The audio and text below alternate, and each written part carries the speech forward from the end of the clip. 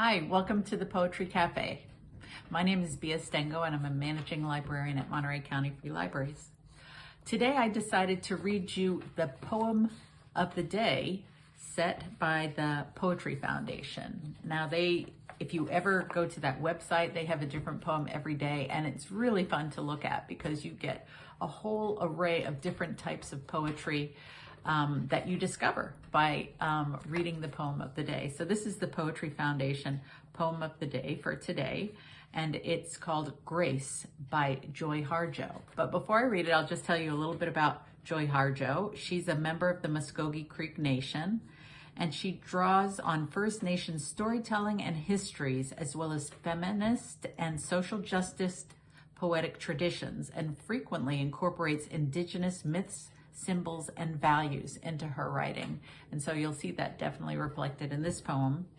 And in addition to writing poetry, Harjo is a teacher, a saxophonist, and a vocalist. And she's performed for many years with her band called Poetic Justice, which is a great name for a band. And she currently tours with Arrow Dynamics. So she is a multi-talented woman and a beautiful poet. And so this is Grace by Joy Harjo for Darlene Wind and James Welch. I think of Wind and her wild ways the year we had nothing to lose and lost it anyway in the cursed country of the fox. We still talk about that winter, how the cold froze imaginary buffalo on the stuffed horizon of snowbanks, the haunting voices of the starved and mutilated broke fences, crashed our thermostat dreams, and we couldn't stand it one more time.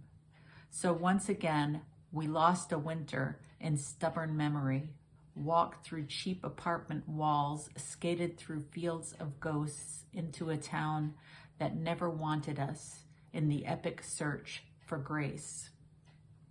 Like coyote, like rabbit, we could not contain our terror and clowned our way through a season of false midnights.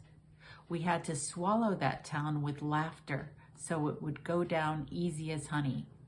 And one morning, as the sun struggled to break ice and our dreams had found us with coffee and pancakes in a truck stop along Highway 80, we found Grace. I could say Grace was a woman with time on her hands, or a white buffalo escaped from memory, but in that dingy light, it was a promise of balance. We once again understood the talk of animals, and spring was lean and hungry with the hope of children and corn. I would like to say, with Grace, we picked ourselves up and walked into spring thaw. We didn't. The next season was worse.